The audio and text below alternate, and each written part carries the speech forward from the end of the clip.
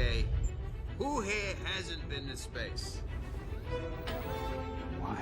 You better not throw up on my ship. Approaching jump in 3, 2, Last topic 1. is Kevin Feige making the claims to Variety. He did an interview with Variety where he said that he doesn't believe that audiences will ever get tired of superhero movies. Now, the reason I made this a topic for today is because this has been something that has been discussed a lot within the last year. And we've even done a video of it. We talked about the Marvel fatigue. There was that whole thing going on where people were fatigued with Marvel and feeling a certain type of way after Phase 4. And, you know, we were all there. We know what it was like. So there's also that conversation that I have with casual viewers. I told you guys, people at work know that I have a YouTube channel, so they have come up to me and questioned me about certain things or asked me about whatever. You know, I had people, when Black Adam came out, I had people at my job saying, isn't Black Adam black? And I'm like, no. Like, well, who is Black Adam? Like, who is it? You know, having to explain who Black Adam is, having to explain certain things within the genre of things that we love. So, a lot of casual viewers, though, if you talk to them, a lot of them have not viewed a lot since Endgame. And that, if take yourself back to 2018, a lot of them haven't viewed things since Endgame because these are things that they say. They find it too daunting. They find it to be way too much content to, obviously falling under the daunting category, way too much content to consume. They're too busy. A lot of people don't want to try to, like, I've heard people saying, wait, I have to watch this to understand that, to get this, to connect to that. And it's like, yeah, you do. It's like, that's too much. I'm just going to watch the next Avengers film. A lot of people are just not in the same space with the MCU that they were during the Infinity Saga. So we've had these talks before. So when Kevin Feige says that he doesn't believe audiences will ever get tired of superhero movies, I would say, for me personally, being the fan of the superhero genre that I am, I don't think I can get sick of a superhero movie. But I'll tell you what I can get sick of. I can get sick of paying to go to the theater to see your superhero movies when they're lackluster. I'm looking at you, DC. That is why people weren't going to see Black Adam. That's why people weren't going to see anything else DC was putting out, because it was like, why continue? Bro, IMAX tickets, our tickets for Quantumania were $22, bro. $22. That's not including the drink I'm inevitably going to get at the concession stand. Now, here's the thing, though. I've said this. I keep my cup. I have my cup from the theater. I take my cup home every time. This has been my cup since Shang-Chi. I've had this cup from Warren Theaters since Shang-Chi because I refuse to pay $22 for a ticket, $9 for a drink, another $9 for my big, large size popcorn. No, so I take my cup in every time and I use it as a refill. They just refill that shit for free because you get a free refill with a big drink. Either way, just a little divert there, just in case anybody ever wants to do that at your local theater if you get sick of paying $9 for a damn drink.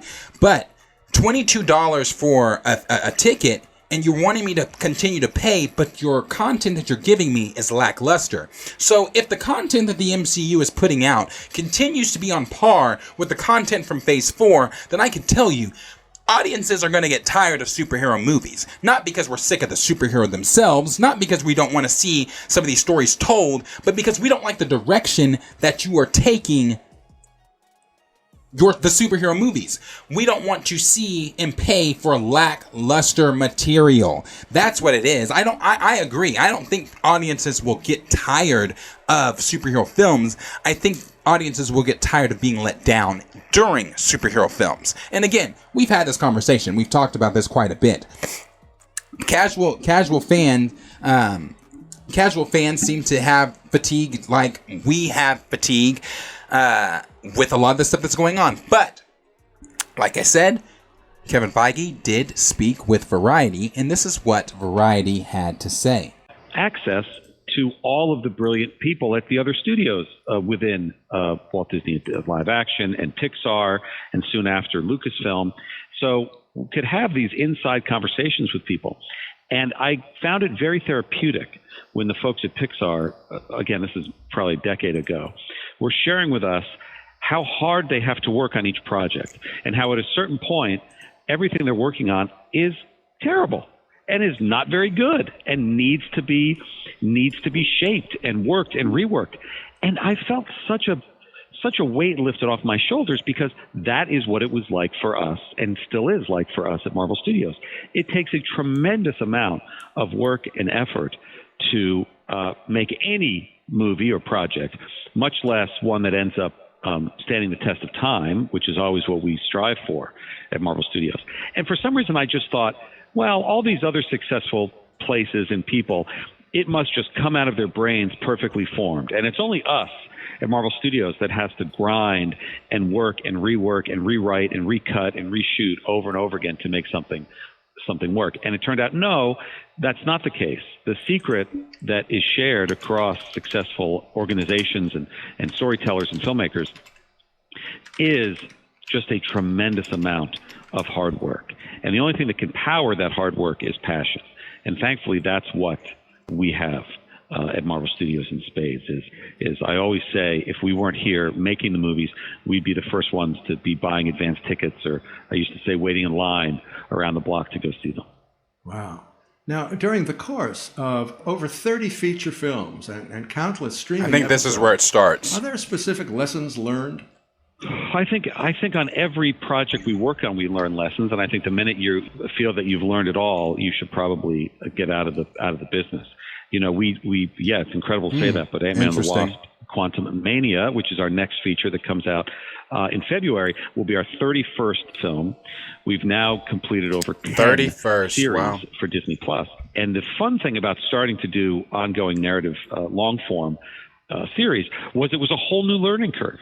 And it was a whole new opportunity to, stretch and work out a different storytelling muscle for us. But I do think, and I'm sure an example will come to me, but I do think that on every project one works on, you need to take your lessons. And we do a post-mortem on every project, or at least we try to if we're not too busy with the next project, to sit and discuss what went right and what went wrong. And I remember we started doing that. We were asked to do it for the first time after Iron Man 1. And we call them postmortems now. At the time, it was a what went wrong meeting. We were asked to do a what went wrong meeting for Iron Man. And I thought, what went wrong? This movie's a giant hit. It launched a whole studio. Well, why do we have to do a what went wrong meeting? That's a horrible way to put it, which is what I was reacting to. But it actually is great to sit and go, here's what was done. Here's how we could have done it better. And we do that on every project. And I guess to distill it down of what lessons is learned is entertain the audience at every turn. Frank Capra has a quote that our co-president, Lou D'Esposito, quotes often, which is basically distilled down to entertain first. You can have as many beautiful messages and beautiful life theories and beautiful thematics that you want to put into the world, that all of us do and all of our filmmakers do. But if you're not entertaining first, it will fall on deaf ears. And I think that's always been the way. And that, thankfully, when you're making the kind of movies you love to see, that also goes into entertaining yourself, which is what we also try to do here at Marvel Studios. Now, how do you decide on the next phase? Well, yes, each of our sagas are broken into phases, and we now find ourselves on the precipice of phase 2 of the multiverse saga. And there are two ways to do it. One, we look at an overarching narrative, always using the comics and the 80-plus years of Marvel comic history as no shit. Always using the guide comic. I'm gonna stop him there really quick. Actually, never mind. What general long-term story we want to do. But really, it comes down to each individual film or series and what type of genre do we want to do. I've been at Marvel Studios for 22 years now. And over 22 years, most of us here at Marvel Studios have been around a decade or longer together. And from probably my second year at Marvel, people were asking, well, how long is this going to last? What is this fad of comic book movies going to end?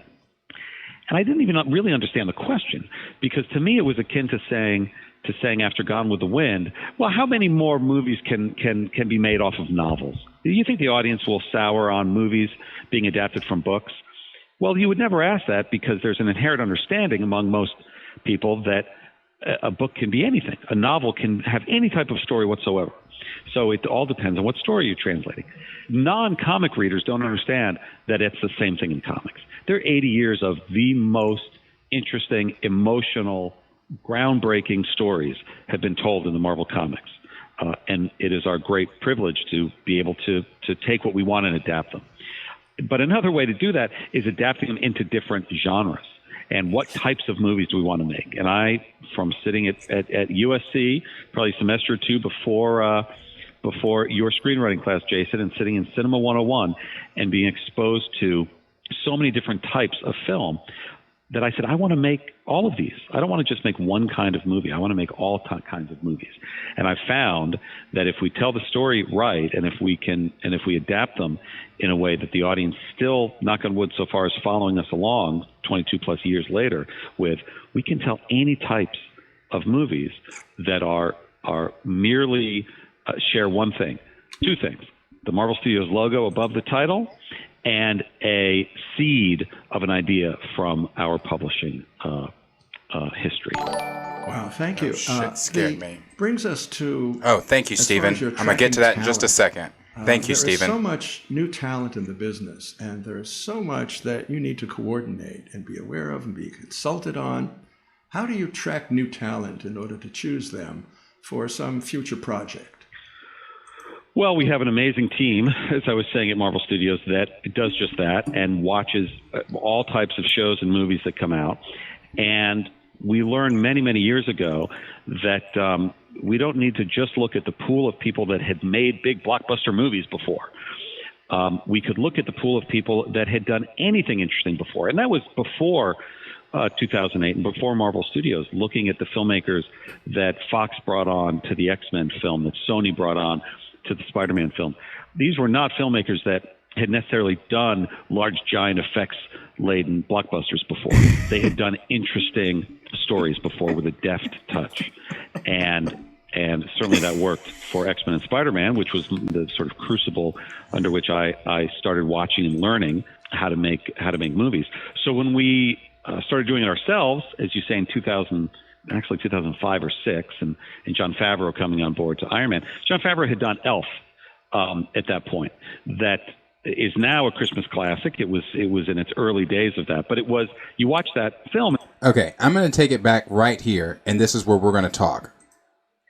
And I didn't even really understand the question, because to me it was akin to saying after Gone with the Wind, and individual film or series, and what type of genre do we want to do? I've been at Marvel Studios for 22 years now, and over 22 years. Most of us here at Marvel Studios have been around a decade or longer together. And from probably my second year at Marvel, people were asking, well, how long is this going to last? What is this fad of comic book movies going to end? And I didn't even really understand the question, because to me it was akin to saying after Gone with the Wind, well, how many more movies can be made off of novels? Do you think the audience will sour on movies being adapted from books? Well, you would never ask that, because there's an inherent understanding among most people that a book can be anything. A novel can have any type of story whatsoever. So it all depends on what story you're translating. Non-comic readers don't understand that it's the same thing in comics. There are 80 years of the most interesting, emotional, groundbreaking stories have been told in the Marvel Comics. And it is our great privilege to be able to take what we want and adapt them. But another way to do that is adapting them into different genres. And what types of movies do we want to make? And I, from sitting at USC, probably a semester or two before your screenwriting class, Jason, and sitting in Cinema 101 and being exposed to so many different types of film, that I said, I want to make all of these. I don't want to just make one kind of movie. I want to make all kinds of movies. And I found that if we tell the story right, and if we adapt them in a way that the audience still, knock on wood, so far as following us along 22 plus years later with, we can tell any types of movies that are merely share one thing, two things: the Marvel Studios logo above the title, and a seed of an idea from our publishing history. Okay, that's where I'm going to stop it. And Stephen, thank you so much for the super chat. I'm going to get to that in just 1 second. Let me just finish this thought here. So one of the things that he said there was that, as long as we are adapting, adapting from the comics, and as long as we're doing this, and as long as we still got the audience connected with us. But see, that's what I was talking about before I even played what he said. A lot of the audience is not feeling the connection. A lot of even hardcore fans. I mean, you guys in my chat, you guys that are in the chat daily have even said it. As far as like, I'm not watching Agatha, or I'm not watching Vision Quest, or why am I like, I think we even had someone yesterday say that they're not going to watch until Kang Dynasty and Secret Wars. So they're just going to skip Phase 5 altogether. And again, that is where a lot of not just hardcore fans, but a lot of the casual viewers are coming from too. They're at the point where they're like, bro, you've lost me. You've lost interest. You've lost my interest because you've done X, Y, and Z, or you've done this, or you've done that. And to put what Steven said quality franchises based on video games are what's on the horizon. The Last of Us HBO Max show being a hit is just the start. I agree. Kevin forgets the credible competition is the enemy. And that what you just said gears me into what I'm about to say here. That is so true. Why? Because look at shows like House of Dragon. Not just video game adaptations. House of Dragon is obviously it's from George R. R. Martin novelization. It's same thing, just like Game of Thrones. But look at shows like that. Look at what House of Dragon did this year. House of Dragon was just one show this year. How many fucking shows did Marvel put out this year? How many shows did the MCU put out on Disney Plus this year? House of Dragon did one show, 10 episodes, ground fucking breaking. They had, before The Last of Us, House of Dragon had the most views for HBO Max for a first episode until Last of Us came out. But again, you look at even that. Look at House of Dragon. Look at Last of Us. Shows like that, adaptations like that. That's what, like Steven's saying, that's what's on the horizon. If you can't continue to give us the formula, or give fans the formula that was Infinity War. I get it's a different phase. I get it's different characters. I get it's a different big bad. I understand that certain things are going to evolve. But with that evolvement needs to come your ear to the ground. Listening to what fans want. Listening to what we are saying. We have been saying over and over and over again, Phase 4 was lackluster. Again, your mileage may vary. A lot of people have been saying, though, Phase 4 was this, Phase 4 was that. Kevin Feige saying, as long as we're adapting the comics, that's why, even when I read what Loveness said, I was like, adapting the comics? What do you mean? Because, let's put it this way. I didn't want to talk recast, but I'll put this in there. Feige saying they want to adapt the comics and they want to make sure that they can keep people on board as long as they've had people on board for 22 years or 22 plus years or whatever, how long he's been in it. Plus the 12 years that the Marvel Cinematic Universe has been alive. You lost a huge portion of your fan base that's going to continue to grow. Those numbers are going to continue to grow. Trust me on that. They will. You lost a huge portion of your fan base when you selfishly decided to get rid of King T'Challa and take the franchise's main character out of the Black Panther franchise. A franchise that could have been extremely... No. I'm not going to talk like that. A franchise that would have been extremely successful for the Marvel Cinematic Universe. So when you're talking about ways to keep fans engaged, ways to keep fans, wanting to come back and seeing more, you need to put your ear to the ground. You want fans back? Do what fans are wanting. You want your because as far as me as a Black Panther fan, as far as me paying for anything that the Marvel Cinematic Universe does within the Black Panther franchise, you've lost me. You've lost me. because you refuse to put King T'Challa back on his throne. And I'm not talking about the child. I'm not talking about TJ. I'm talking about the T'Challa, the Black Panther. So when you look at some of these things that are going on with Marvel and the MCU, and Kevin Feige's statement saying some of the things he's saying, a lot of fans aren't here for it. We're not in the same spot we were in 2018. We're not in the same spots we were in when beginning Phase 4. We are at the end of, we're ended Phase 4, about to start Phase 5. And a lot of people have said the same things as well with Quantumania. I've seen people saying if Quantumania doesn't hit, if it doesn't have that lightning in a bottle feel that the Infinity Saga had, a lot of people are saying that they failed already if it doesn't do that. And again, when Feige is saying some of the things he's saying in the podcast, it's like, I don't think people are going to get sick of superhero content, but people are definitely going to get sick of it if you continue to do it the way that the Marvel Cinematic Universe is currently doing it. When you continue to not look to source material, because I know that they're saying that they look at source material and things like that, but for someone who has read comics, Marvel comics, I don't see it. I can see the adaptations and things that they're wanting to do, but I feel like they look at the source material, but then they say, but how can we take that and just do it completely? And I do mean completely different. That's the vein. That's the way that it seems that Marvel has been going with things lately. And again, it just doesn't feel as if this is really what they need to be doing.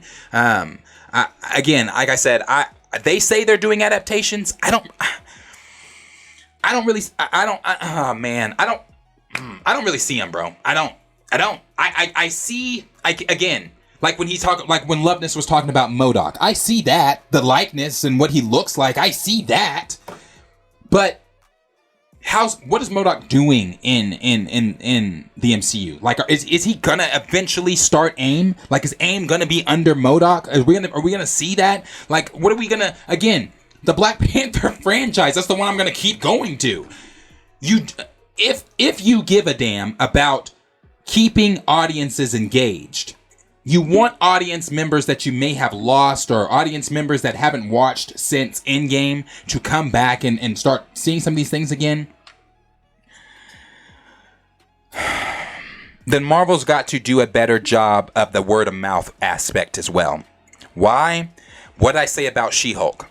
Before She-Hulk even after that first episode, I said, if you go back and you watch our review, I said in our review, I think they fucked up by not doing 2 episodes instead of 1. Why? Because word of mouth is a motherfucker that can get you in a good way or it can get you in a bad way. And from my opinion, the word of mouth from She-Hulk is what killed She-Hulk.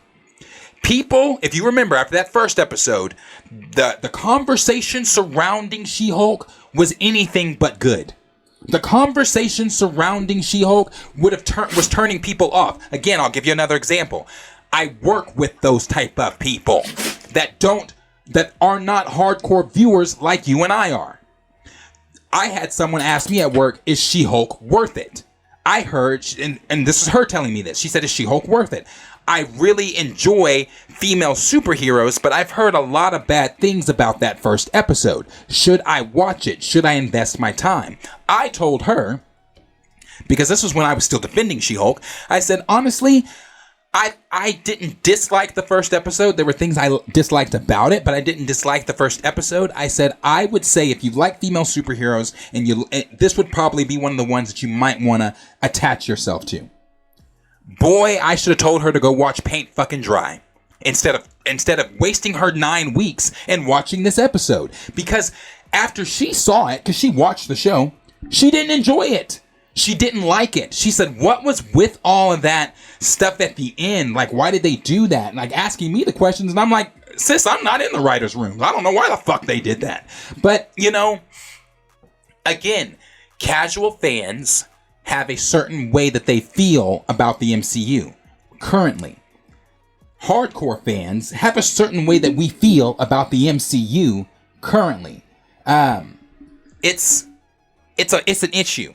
And like D Stizzle just said, when your casual audience is losing interest, you know something's wrong. So I see what Kevin's saying when he's trying to, you know, when he's saying that, oh, if we do this, if we do that. But the problem is, Kevin, you aren't.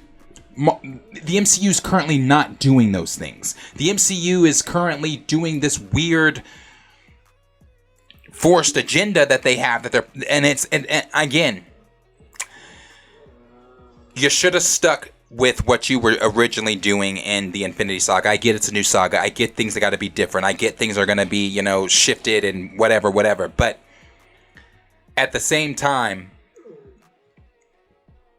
you're losing fans. You're losing viewers. So they can say they don't think that audiences will ever get tired of superhero films. And again, I'll agree with that. But again, as I stated at the beginning, I disagree when you have casual fans not watching. I disagree when you have fans that aren't willing to pay money to go see your projects or something that you've put out because of how they felt the last project that they paid for. You know, people canceling their Disney Plus subscriptions like I'll resubscribe when something good is put out. That's a problem. That's a problem. But again, your mileage may vary and the question is for you.